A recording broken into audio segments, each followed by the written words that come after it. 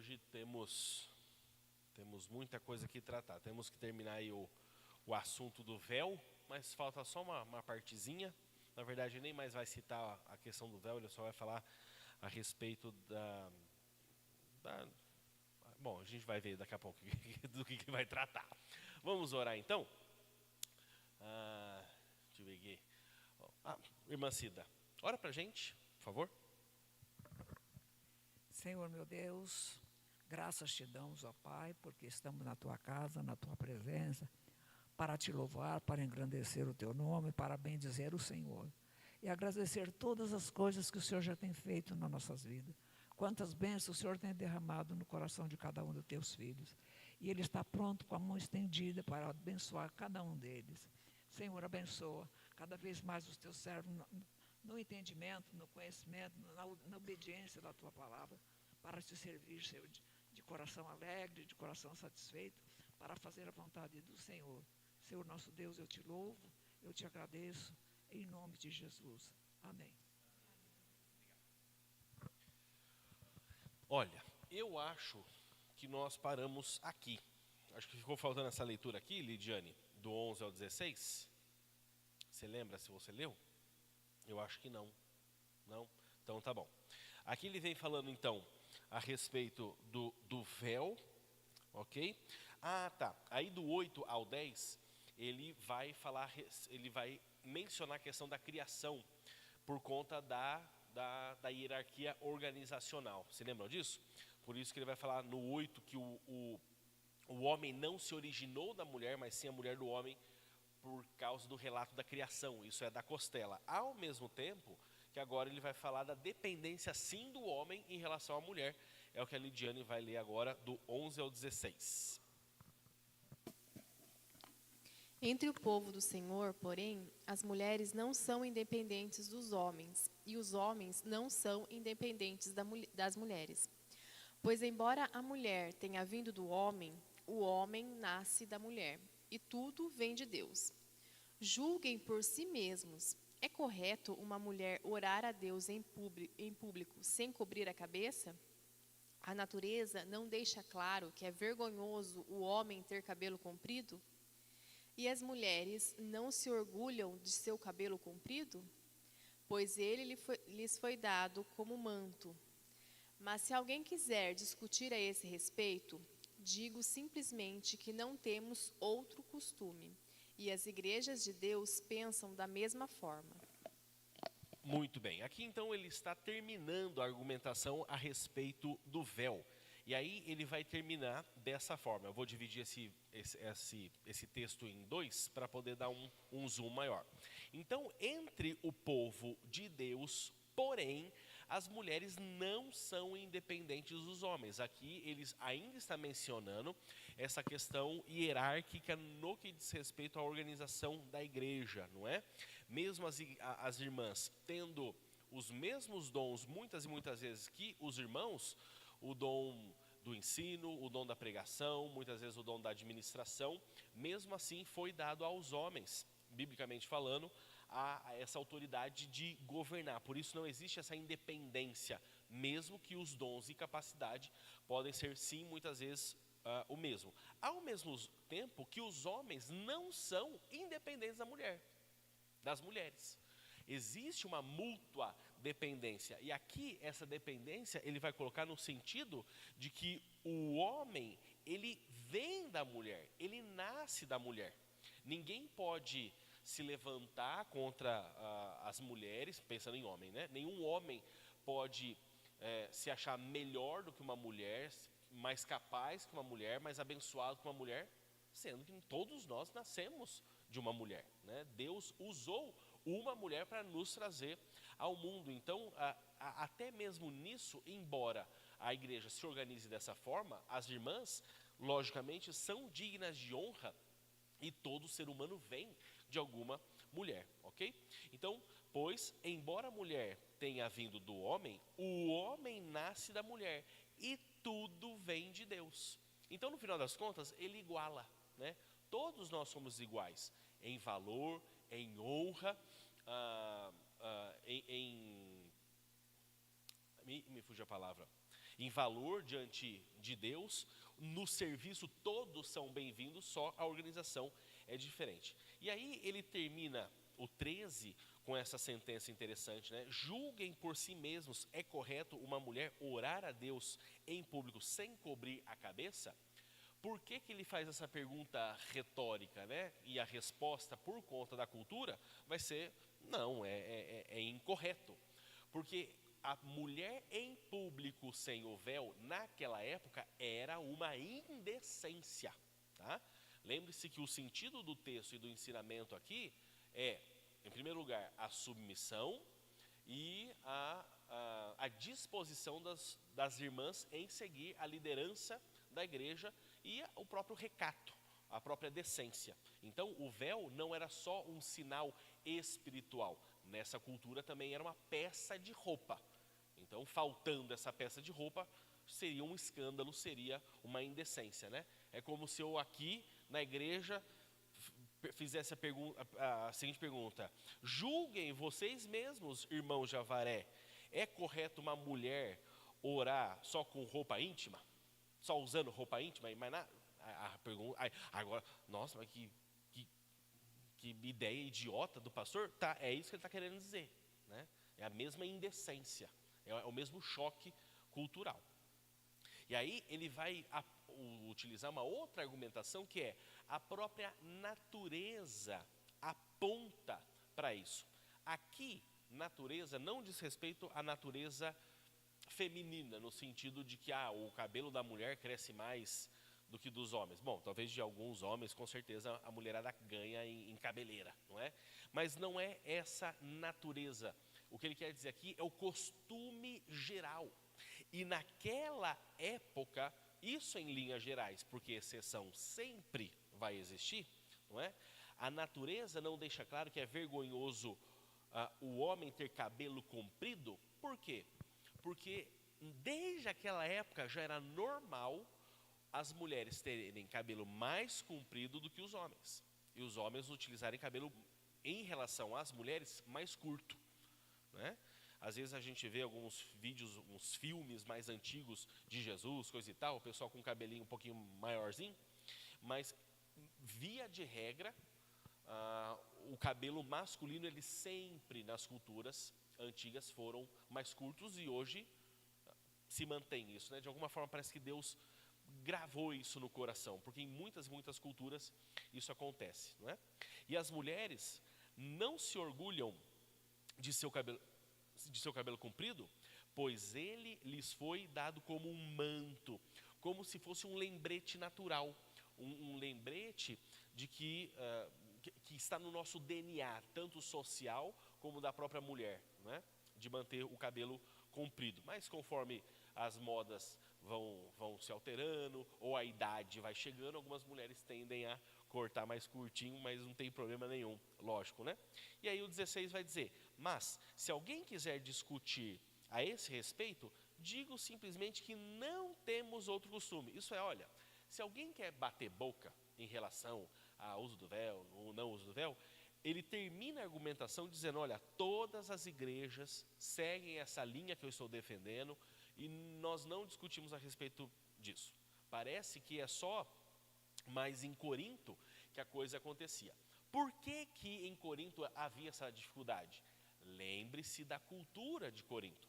Era uma cidade muito promíscua, era uma cidade dada à farra, muita prostituição, muita licenciosidade, uma moral muito aberta. Então, essa moralidade frouxa, muitas vezes, entra na igreja, né? Eu tenho uma... Peraí, posso contar isso? Posso. Eu tenho... Ela não vai ver mesmo. Hã? Eu tenho uma irmã que ela é casada com um pastor, né? Meu cunhado é pastor. E eles, há um tempo atrás, foram morar numa cidade do Rio de Janeiro, né?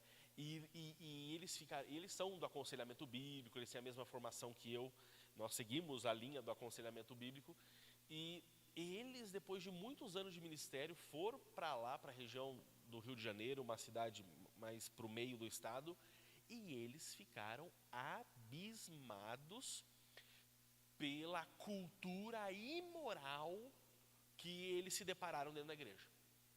Né? Por quê? Porque a sociedade promíscua ali da região, muito comum, isso invade. Isso vem, né, de coisas assim, escabrosas, que eu tenho até vergonha de mencionar aqui. Mas que eles falam, não, aqui é normal, pastor. Como assim a gente vai ter que parar de fazer isso?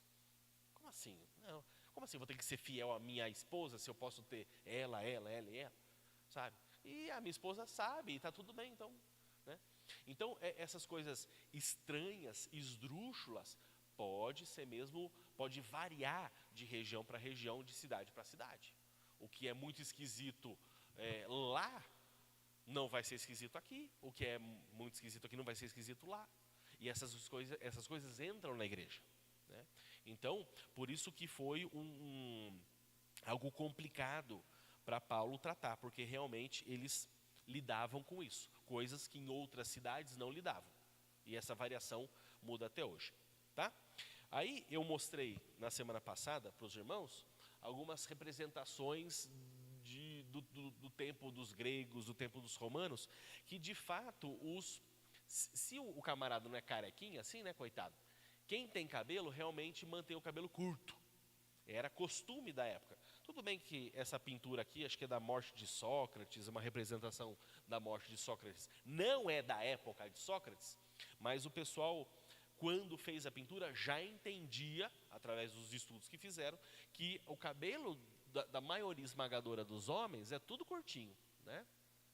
Quando você pega essas esculturas, aí sim, antiquíssimas, aí você vê uma barbona bonita, ó, bem feita aqui, ó, e o cabelo curtinho, né? Olha o tamanho da testa aqui, ó. Mas o Sócrates, né? De novo, esse aqui, coitado, morreu. Todos morreram, né? Mas esse aqui, foi ele que teve que tomar veneno? Acho que foi. Foi ele que mataram ele, deram veneno. Ó, Aristóteles também, barbona bonita. Ó, cabelinho aqui, ó, tá meio falhado aqui, tá vendo? Tá ficando carequinha. Esse aqui, quem que foi esse aqui? Esse aqui é o imperador. Quem que eu coloquei? Eu coloquei algum imperador romano. E ó, mas ó, também, maioria das estátuas de homens, você vê esse cabelinho curtinho. E aí eu quis caçar um imperador careca. Olha, aí eu mostrei semana passada, né? Tá aí um imperador, pelo menos careca na história, teve. Lembre-se que nessa sessão que nós estamos de 1 Coríntios, que vai do capítulo 11 até o capítulo 14, ele está falando sobre o comportamento no culto, tá bom? Então aqui nós vamos terminar a respeito da questão do véu, e agora ele vai tratar sobre a Santa Ceia, certo? Do que nós falamos aqui hoje, alguma questão?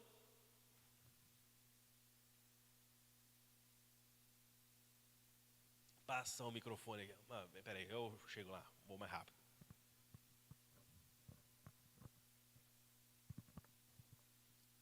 Então, eu fiz uma anotação aqui. Como que eu posso separar o que é cultura e o que não é cultura na Bíblia? Que já que a Bíblia, né, ela foi inspirada, né, como que eu posso falar se algo é cultura ou se algo não é cultura? Né? Até eu coloco o exemplo do cabelo comprido. Né? Eu posso distinguir como nesse fato? Porque fica meio complicado, né? A gente falar o que é cultura e o que não é cultura. O problema em si não é a cultura. O que a gente precisa descobrir é qual o princípio por trás do que está sendo ensinado. O véu era um símbolo cultural que apontava para um princípio eterno. O véu era um elemento cultural daquela época que apontava para um princípio eterno. Qual que é o princípio? Qual era o princípio? A submissão da mulher. Submissão no que diz respeito à autoridade eclesiástica. Qual que era o sinal? O véu. Então, se numa cultura esse símbolo cultural não faz sentido, o que precisa permanecer é o princípio espiritual geral. Vou dar um outro exemplo fora do véu. Paulo fala, saúdem todos com ósculo santo. Ósculo santo é beijo. A gente não sai se beijando, né? Eu morei na Argentina, tive que aprender a cumprimentar o povo com um beijinho, né? Mas assim, na bochecha. Dizem que na Rússia é na boca. Não sei se os homens dão um selinho. Mas qual que é o princípio eterno? É a saudação. É a saudação, é o cumprimento, é a gentileza, não é? Agora, se você vai dar um ósculo santo, um beijinho santo, ou vai pegar na mão, essa parte é cultural. O que precisa é o princípio. A cordialidade, a saudação, a simpatia, não é? Então, é como eu falei, na aula passada, eu mastiguei bastante isso, que o véu era uma peça de roupa. Hoje, o véu não é uma peça de roupa. Você anda pela rua, as pessoas não usam véu. Então, esse elemento, é uma peça de roupa, é cultural. É cultural, porque eles usam véu, nós não usamos véu. 2, o véu, sendo a pessoa crente ou não, naquela época, sendo crente ou não, simbolizava a submissão. A pessoa estava debaixo de uma hierarquia. Ou um marido, ou um irmão mais velho, ou um tutor, ou uma autoridade. Isso é cultural. Por quê? Porque os livros de história mostram isso. E aí o que estava acontecendo as mulheres estavam querendo entrar na igreja sem uma peça de roupa. E isso era um escândalo. Isso demonstrava rebeldia. Por que demonstrava rebeldia? Porque na sociedade deles era uma demonstração de rebeldia, né? Então, a divisão cultura e doutrina, a gente tem que fazer com essa avaliação histórica, sociológica, junto com teologia. O que precisa permanecer é o princípio eterno, né? O que ele está ensinando por trás, né? Expliquei?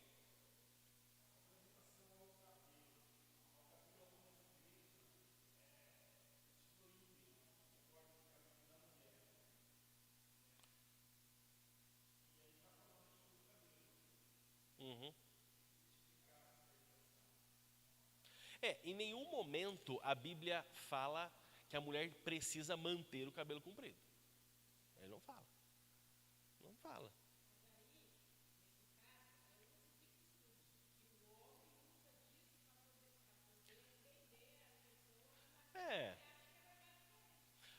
Ele está dizendo aqui que a natureza, isso é, o senso comum mostra, porque você olha na sociedade, qualquer sociedade, a maioria da sociedade, é só olhar o mundo no sentido geral, global, na maioria esmagadora das nações e dos povos, a mulher tem cabelo comprido. É isso que ele está falando, que a natureza mostra, né?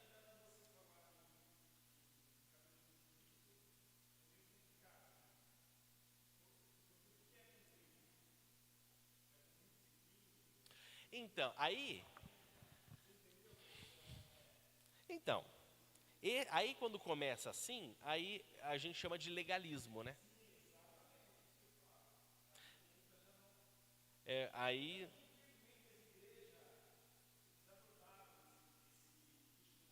Uhum. Agora, novamente, eu volto aqui. Qual que é o princípio geral? Submissão. Agora eu vou falar uma coisa para você. Faz de conta que uma mulher teve um problema de saúde e perdeu todos os cabelos. E aí? Ela está em pecado? A culpa não é dela, né? Então assim, a mulher ficou careca, ou pegou fogo o carro dela, ela saiu toda queimada, não tem mais um pelo que seja no corpo todo. Está em pecado? Nossa, tratamento de químio, problema hormonal, nossa, tanta coisa pode acontecer. Então assim, o mais importante para nós é o princípio, o ensinamento espiritual por trás, né?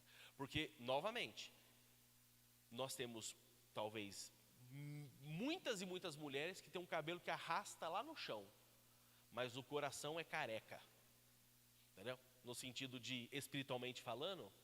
Então o que vale é um coração submisso. O cabelo, porque muitas vezes o cabelo não reflete a realidade,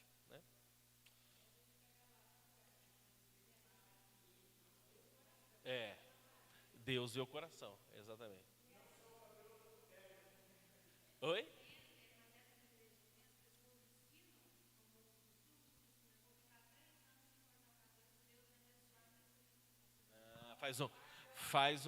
Uma promessa. É. Ficar 3 anos sem fofocar não faz promessa, né? É. Vamos lá então, gente. Aqui ele vai começar a falar agora sobre a Santa Ceia, tá bom? Que se vocês acham que tinha polêmica no, no véu, fica vendo agora. A gente às vezes fica preocupado com o cabelo, a gente tem que ficar. Aqui vocês têm que ficar preocupados. Aqui o bicho pega. Vamos lá? 17-22. Entretanto, nisto que lhes vou dizer, não os elogio, pois as reuniões de vocês mais fazem mal do que bem. Em primeiro lugar, ouço que, quando vocês se reúnem como igreja, há divisões entre vocês, e até certo ponto eu o creio. Pois é necessário que haja divergências entre vocês, para que sejam conhecidos quais dentre vocês são aprovados. Quando vocês se reúnem, não é para comer a ceia do Senhor, porque cada um come sua própria ceia sem esperar pelos outros. Assim, enquanto um fica com fome, outro se embriaga. Será que vocês não têm casa onde comer e beber? Ou desprezam a igreja de Deus e humilham os que nada têm? Que lhes direi? Eu os elogiarei por isso? Certamente que não. Olha, Paulo não está feliz. Vamos dividir aqui o texto. Olha só. Então, ele já começa com entretanto, nisto, isso é, em isto aqui que eu vou te falar, que lhes vou dizer, não os elogio. Vocês não são elogiáveis nesse ponto que eu vou colocar agora. Pois as reuniões de vocês fazem mais mal do que bem. Gente, Paulo está falando que quando a igreja se reunia, e aqui ele vai falar sobre reuniões festivas, ele vai dizer que quando o povo se juntava para comer, beber, bater papo e se divertir, essas reuniões faziam mais mal do que bem. Imagina isso. Um evento da igreja que de fato era melhor não ter acontecido, ninguém ter ido, porque no final das contas o pessoal saía mais perverso e pecador do que outra coisa. Em primeiro lugar, ele vai dizer, ouço que quando vocês se reúnem como igreja, então aqui ó, isso aqui, não é que os irmãos se reuniram numa festinha de aniversário, não é que o pessoal foi num churrasquinho, não é que o pessoal foi no farinheiro comer uma esfirra, não é um rolê aleatório, alguém fazendo alguma coisa em casa, não, é um evento da igreja, é uma festa da igreja, é um piquenique no horto, é um almoço do dia do mês da família, é um almoço de encerramento, é um piquenique da reforma, entenderam, né? É isso. Aí ele vai dizer, em primeiro lugar, ouço que quando vocês se reúnem como igreja, há divisões entre vocês. E até certo ponto, eu creio. Então, aqui ele está dizendo, olha, chegou informação para mim, porque tudo que Paulo sabe é porque chegou informações da parte da família de Cloe. Lembram-se disso? Então, ele ouviu todas essas informações, só que ele ainda dá um voto de confiança. Olha, eu ouvi que vocês, quando se reúnem, dá confusão, e parte dessas informações eu acredito. Ele não acredita em tudo, porque às vezes quando quem conta um conto, pode aumentar um ponto, mas pelo menos em grande parte ele crê, né? Por isso que ele fala, até certo ponto, eu creio o quê? Que há divisões entre vocês. Olha que interessante essa parte. Pois é necessário que haja divergência, diferenças.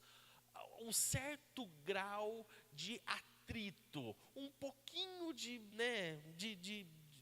rusga entre vocês. Com qual finalidade? Qual objetivo? Para que sejam conhecidos quais dentre vocês são aprovados. Gente, de vez em sempre, Deus permite no nosso meio algumas divergências, alguns probleminhas. Eu trabalhei com um pastor lá em Campinas, que quando a gente ia fazer acampamento, ele falava: olha, Felipe, um probleminha sempre dá. E esse é lema de acampamento, quem está organizando, né? Olha, um probleminha sempre dá.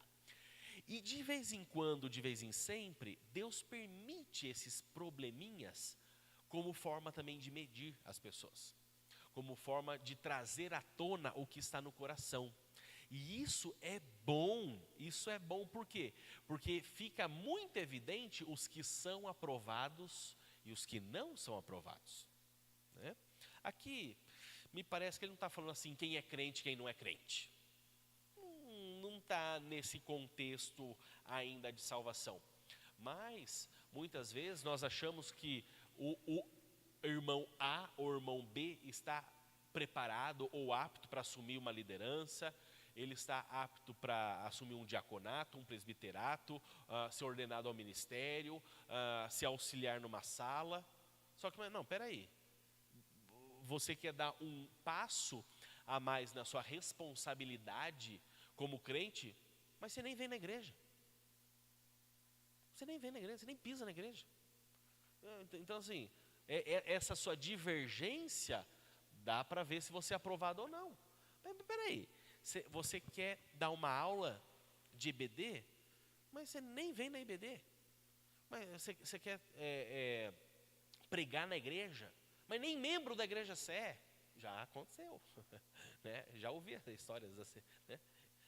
Então, assim, essas divergências acontecem, Deus permite, para que a igreja também possa filtrar e perceber o que está acontecendo, né? Então, toda confusão, todo problema, grande ou pequeno, é uma oportunidade para que a igreja cresça e que os irmãos também se percebam.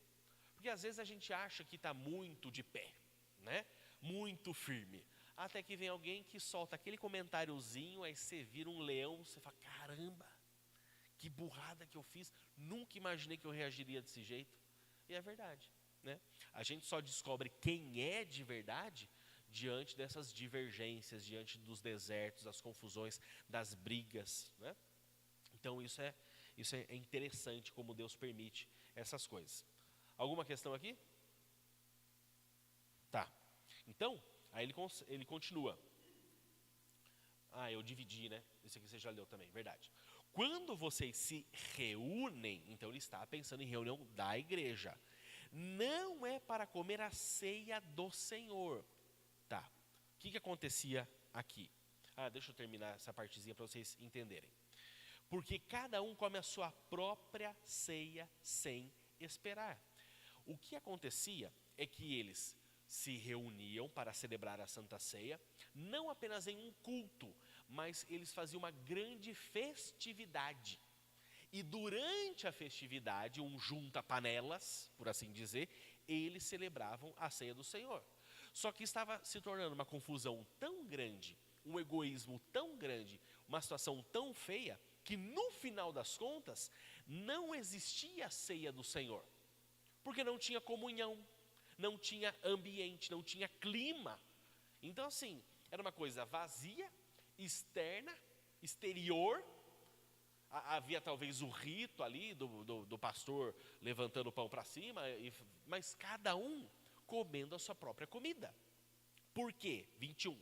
Cada um come a sua própria ceia sem esperar o outro. O que acontece aqui?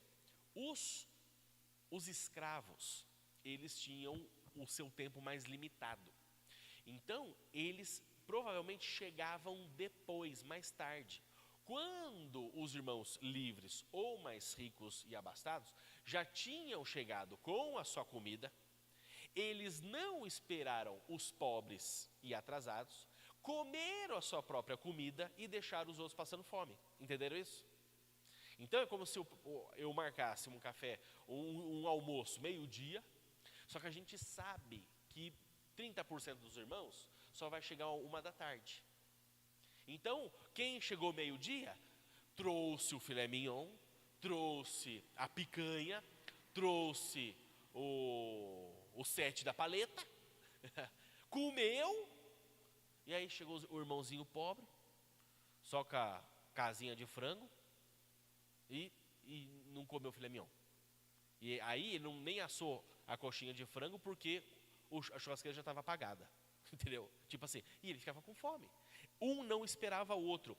E aqui não é esperar o outro para todo mundo receber o pãozinho da ceia, que nem a gente faz aqui, né? Às vezes a gente lembra desse esperar por conta desse versículo. É verdade, ele está tratando da Santa Ceia, mas aqui ele não está esperando, eles não deveriam esperar todo mundo segurar o pão, todo mundo segurar o vinho, para 1, 2, 3, já, e todo mundo junto. Aqui é o esperar para todo mundo poder almoçar junto, jantar junto, tomar a refeição em conjunto. Porque muitos deles que eram realmente pobres, a única refeição decente, ou na semana, ou no mês, dependendo de quanto em quanto tempo eles faziam essas festas, era nessa oportunidade. E aí o irmãozinho que não come carne, porque era pobre, tinha a oportunidade de comer bem na igreja, quando chegava lá, já raparam tudo, e acabou. Né? Assim, enquanto um fica com fome, porque chegou atrasado, o outro se embriaga. O povo estava manguaçando dentro da igreja. Eles não estavam apenas comendo muito, mas estavam bebendo muito, Célia. Isso aí me lembra os pastores. Os pastores das assembleias, de outras congregações ou de outras igrejas, que é assim, é que eu já vi isso muito de perto. Então, assim, quando termina o culto, existe lá um banquete para os pastores, para os que vai visitar, e os irmãos, que é os que dão dízimo, as ofertas, tem que tem que comprar da cantina ou então tem que ir embora porque eles não são servidos da mesma mesa. Entendeu? E é uma coisa, é feia e é horrível você ver o egoísmo e o tanto que eles se sentem os poderosos. É isso aqui, ó. Ai, ai, ai. Não, mas olha só como a situação era crítica. Porque hoje em dia a gente fala assim, crente não bebe, mas que come, come. Nessa época, o povo comia e bebia. E eles ficavam bêbados na festa da igreja. Né? Olha só que coisa mais esquisita, né? E aí, olha só o que ele vai falar. 22, será que vocês não têm casa onde comer e beber? Então, o que Paulo está chamando a atenção é, gente, se você está esfomeado e vai vir para um evento da igreja, coma em casa. Aqui.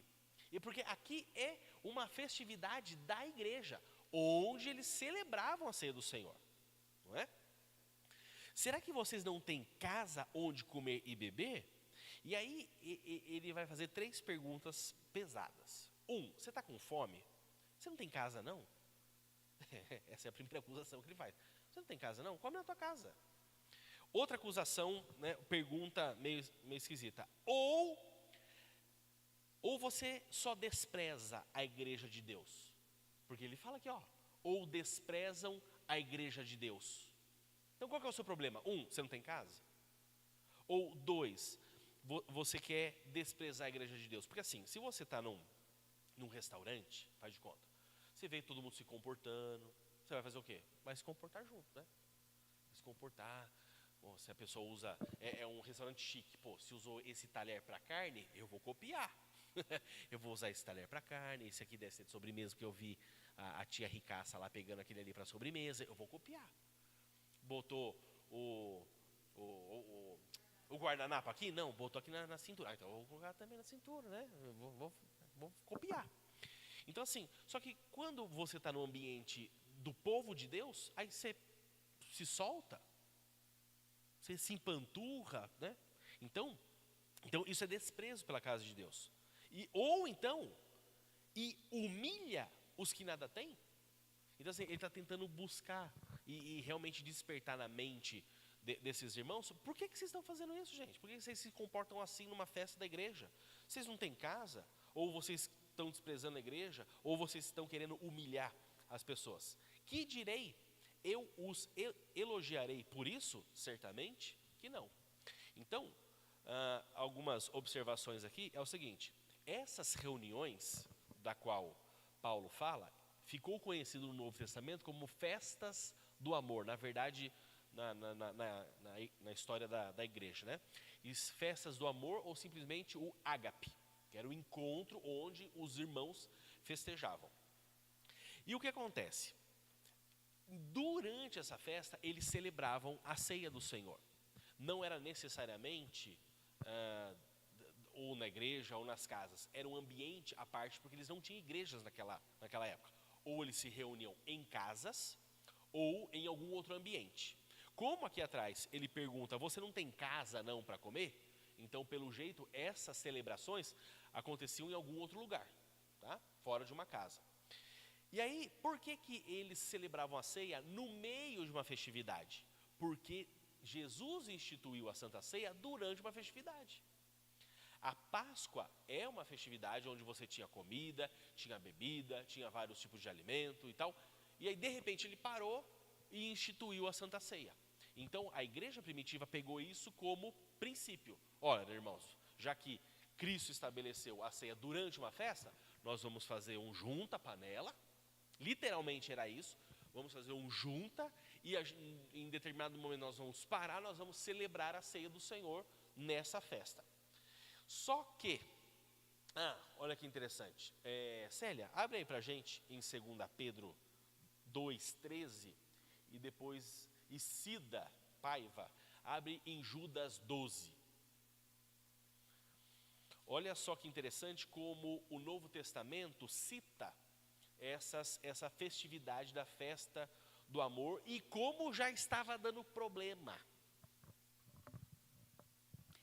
Sujeitai-vos a toda a instituição humana por causa do Senhor, quer seja ao rei como soberano. 2 Pedro 2,13. Desculpa, meu irmão, perdão. Foi o primeiro aqui que eu li.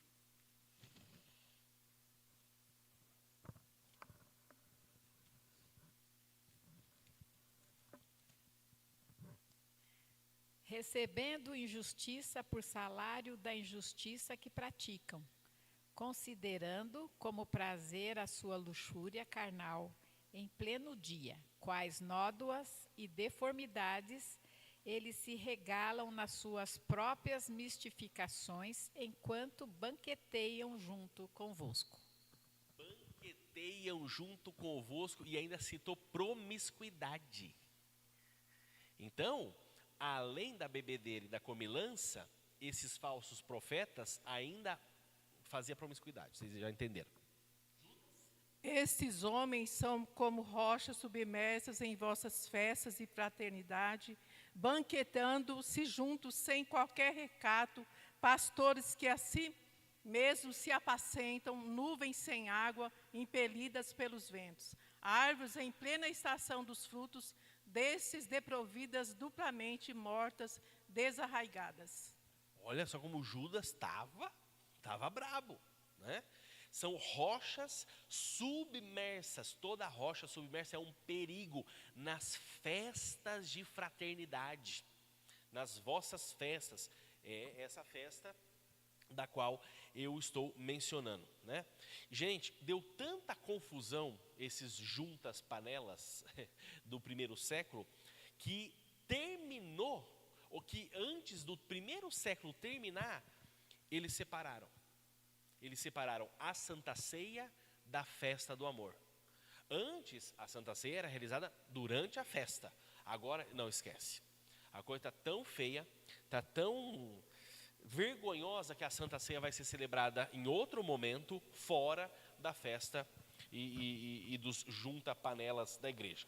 A situação foi piorando tanto que, no Concílio de Cartago, em 397, houve a primeira proibição da realização da festa, da Santa Ceia nas festas. Até que no concílio, novamente, de Orleans, em 511, isso aqui já é história da igreja, século VI, isso aqui é século VI, século IV, século VI, foi proibido novamente, para vocês verem o quanto eventos de igreja tendem à confusão. Ou gente que não espera, ou gente que passa do limite, ou gente que bebe o que não deveria beber. E, historicamente é complicado, né? E então tudo isso foi proibido, essa celebração conjunta. Irmãos, é interessante esse ponto aqui, não só porque ele está falando da ceia do Senhor, mas de certa forma ele também está falando sobre o nosso, qual que é a palavra? Não é requinte, bons modos, né, em todo encontro que se tem da igreja. E bons modos, educação, etiqueta, essa é a palavra que eu estava pensando. Vários encontros da polícia, eu tive a oportunidade de participar. Eu, irmão Paiva, tudo, às vezes quando a capelania é chamada, a gente está lá, né? De farda, todo se achando, nós dois, né? E os policiais, centenas deles, estão nesses eventos e vira e mexe tem alguma coisa para comer, né? Tem um salgadinho, suco, refrigerante. Meu, são uns caras maior que eu, assim, ó, 2 de mim, aquelas caras, né? Cara de mal e tal. Quando libera para comer, meus irmãos, é impressionante. Não. Liberou. Vem, pega e sai. Comportado, bonitinho, regrado. São rígidos, sabe? Então, assim, um respeito, uma etiqueta, uma honra. E aí você fala, meu Deus do céu, era assim que toda a igreja deveria se comportar nos eventos da igreja. Ainda mais que 1 Coríntios, ela fala a respeito desse amor fraternal. Poxa, se a Bíblia fala para eu dar honra aos meus irmãos, eu preciso ter a tendência de ser o último. É ou não é? O último a pegar. Se Filipenses vai falar que eu preciso considerar o outro maior do que eu, então deixa passar na frente, né? Claro que cada cultura, né, voltando a falar sobre cultura, é diferente. Meus pais são missionários e de vez em quando eles adoram os índios. Vão para o meio dos índios, fica lá um mês no meio dos índios. E aí, quando eles voltam, eu encho de pergunta.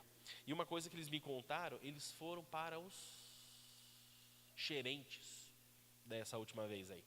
E aí eles me contaram que na hora de comer, primeiro vai os homens mais velhos, né? E depois vão os homens, porque eles são os que caçam. Então a lógica é, quem caçou merece pegar um maior pedaço. Depois as mulheres e por último, porque as mulheres prepararam, então elas vêm em segundo, e por último as crianças. A criança não fez nada, a criança não se esforçou, então é bem por mérito, totalmente diferente da nossa cultura. Então assim, não estou falando que é melhor ou pior, eu só estou dizendo que existe uma ordem e um respeito, né? Isso é muito interessante, Então a Bíblia, além de ensinar teologia, ela também muitas vezes nos ensina bons modos, etiqueta, né? Etiqueta. Fala, Célia. As crianças também não têm vez. No Nordeste, No Nordeste é assim, pelo menos no tempo passado, porque hoje as crianças tomaram bastante lugar, né? Mas era assim, os adultos comiam, as crianças ficavam até babando. E se sobrasse, comia, se não sobrasse... Mas para cá a gente valoriza, assim, em questão de valor, né? A gente pensa mais nas crianças. Mulheres e crianças primeiro, né? E os homens vão ficando para trás. Mas é interessante isso também. Alguma pergunta? Alguma dúvida? Alguma questão? Cida, peraí, microfone aí. A palavra de Deus fala que o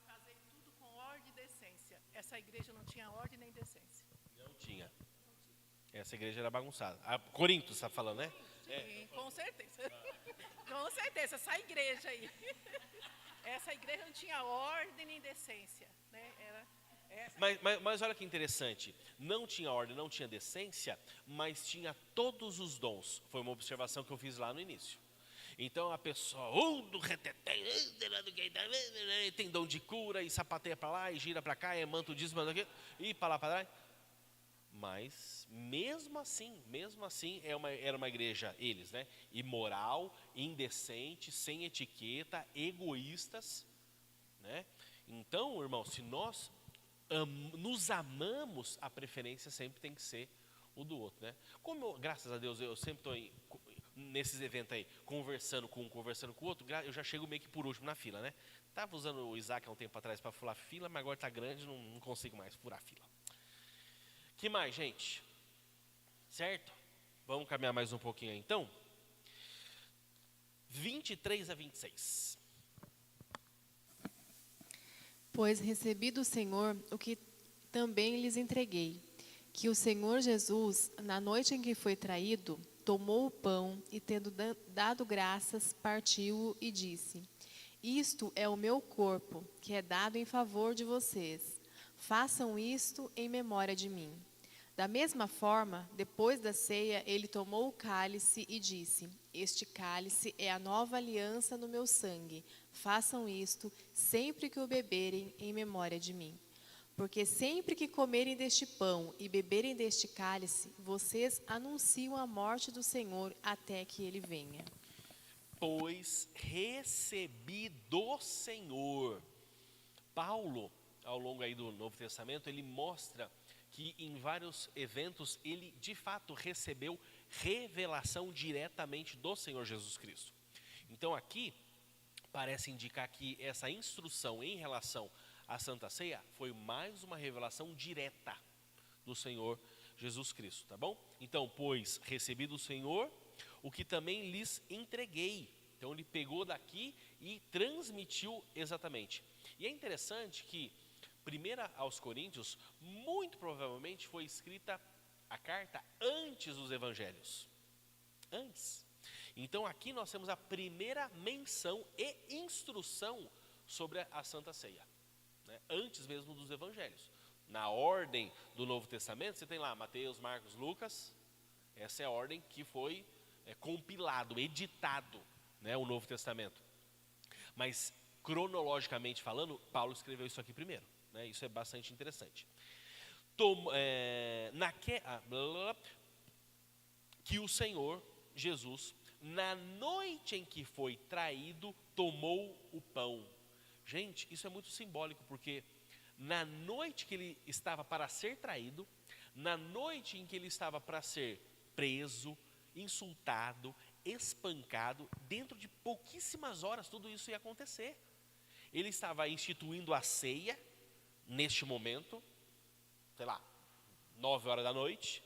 Às 10, ele estava lá no jardim e os soldados vieram e prenderam.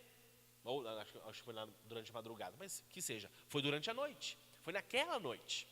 Então, você tem naquela noite uma mistura de algo tão importante sendo instituído, que é a Santa Ceia, e ao mesmo tempo a prisão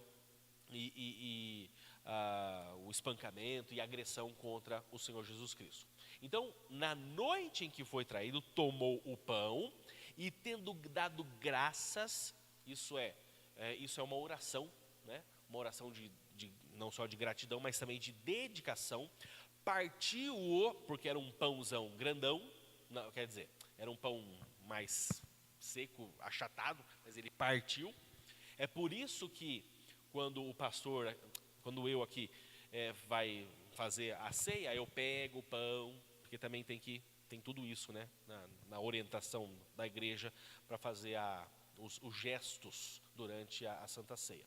Ele deu graças, partiu e disse: Isto é o meu corpo que é dado em favor de vocês. Gente, essa expressãozinha, isto é o meu corpo, mas deu um pano para manga. E até hoje, vamos lá. O que significa isto é o meu corpo? Talvez você diga aí, não, isso aqui é um símbolo. Beleza, até aqui você já chegou nessa conclusão. Mas do início da cristandade até a época da reforma, foi muita teologia e muita saliva gasta até chegar numa conclusão. Primeira coisa, os católicos entendem isto é o meu corpo com essa palavrinha bonita aí, ó, transubstanciação. Significa a transformação da substância. Isso é, a substância, o pão. O que vai no pão? Farinha, ovo, sal, fermento? Tá. Então, isso é a substância, é a matéria. Isso se transforma em carne. A hóstia se transforma no corpo, na carne de Jesus. Eu ouvi de um católico, eu conversando com ele, que quando ele provava da hóstia, ele sentia gosto de carne na boca. Tá? Porque eles creem nisso. Nem todo mundo sente esse gostinho de carne, essa pessoa em específico que eu conversei sentia. Tá? Então, o católico, ele crê dessa forma. Isso é atual, eles creem dessa forma. Quando você põe na boca, o pão vira carne, se transforma a carne de Cristo, do corpo de Cristo, literalmente, a ponto de sentir ele, o que me falou, gosto de sangue. Lutero, isso aí já é na época da Reforma Protestante, ele crê na consubstanciação. Algumas palavrinhas aí para vocês. Além de supralapsarianismo, viu, dona Cida? E infralapsarianismo, esse aí fica para depois. Põe mais esses dois aí, transubstanciação e a consubstanciação. Essa consubstanciação, Lutero entendia isso, que é a união de dois corpos na mesma substância. Lutero dizia, o pão não vira carne, mas carne e pão se misturam. Não, se fosse um churrasco, né? Então assim, os católicos vira carne. O luteranismo é da onde que vem, né? O luteranismo vem de Lutero. Tem igreja luterana aqui, não tem não? Então, eles entendem dessa forma. Então, existe uma consubstanciação, uma união de substâncias. Eu acho que nós não cremos muito assim, né?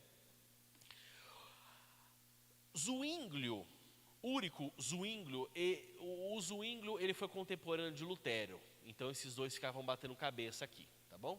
Mesma época, França, Alemanha, Suíça, esse povo andava por lá, na época da Reforma.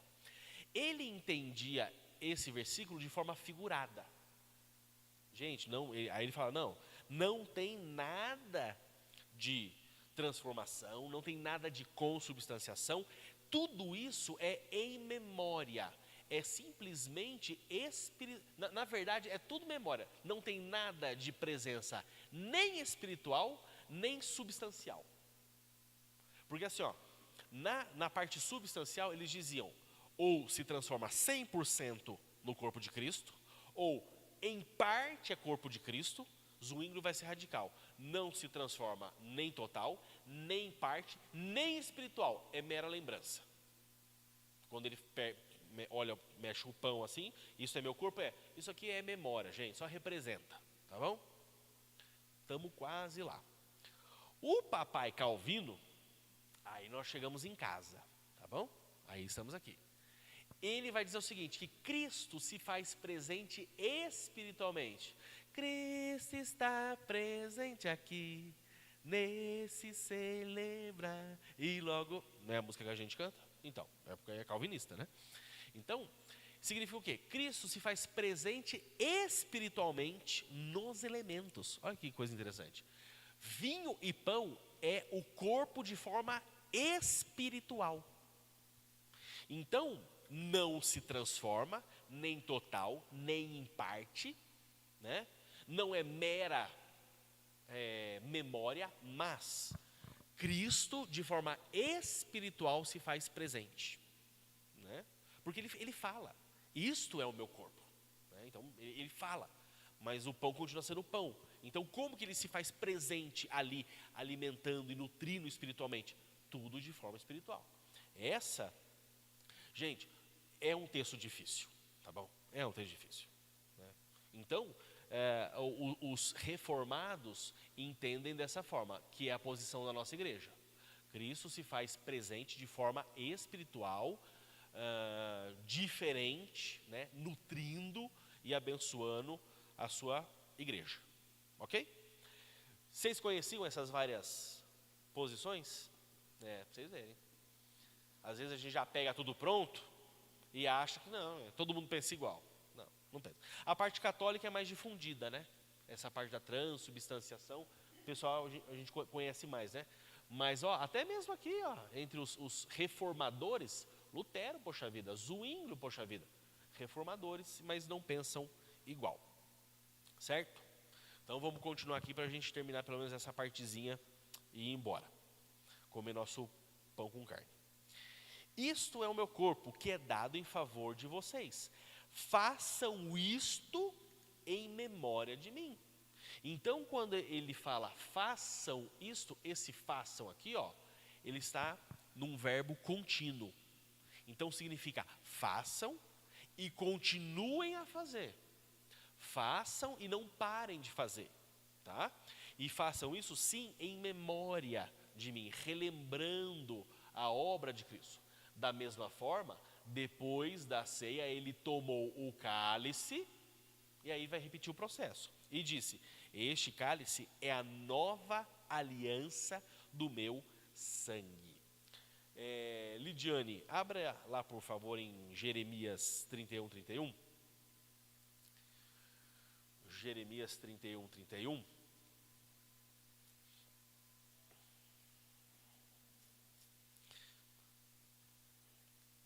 Lê para a gente. Olha que interessante, uma profecia que fala a respeito de uma nova aliança que Deus estabeleceria com o seu povo. Vai lá.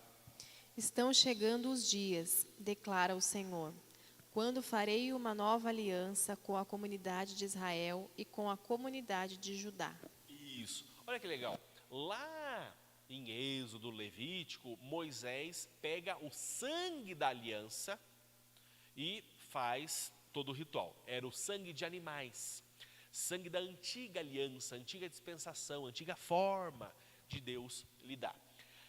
Há uma profecia de Jeremias 31, 31, dizendo que Deus daria uma nova aliança. E agora vem Jesus e diz isso, este é o cálice da nova aliança no meu sangue. Lembre-se que no é em mais o, isso é dentro do sangue, por causa do sangue, com o sangue. Não existe nova aliança fora, sem o sangue de Cristo. Façam isso sempre, olha a rotina.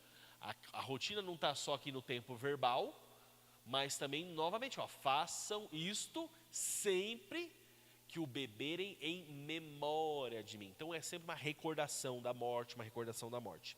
Porque sempre que o comerem deste pão e beberem deste cálice, vocês anunciam a morte do Senhor até que Ele venha. Então, é aquela coisa que eu sempre gosto de frisar.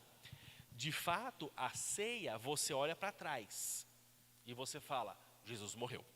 Jesus morreu por você, morreu pelos seus pecados, morreu para estabelecer essa nova aliança, mas Ele ressuscitou e Ele vai voltar. Então é você olhar para trás e também olhar para frente. Vamos parar por aqui? E aí semana que vem nós vamos conversar sobre tomar a ceia indignamente. E aí Paulo vai nos ensinar que muitos estão enfermos ou até mesmo estão morrendo ou já morreram por tomar a ceia indignamente. Tá bom? Mas isso aí é cena para os próximos capítulos. Do que nós conversamos até aqui, alguma questão, alguma dúvida?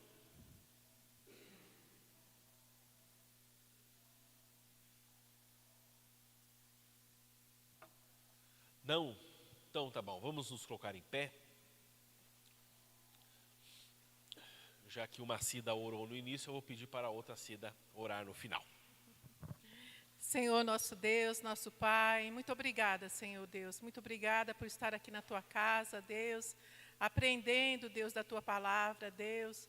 Obrigada, Deus amado, porque o Senhor tem sido generoso para conosco, nos dando, Deus, a oportunidade de aprendermos cada dia mais do Senhor, Pai.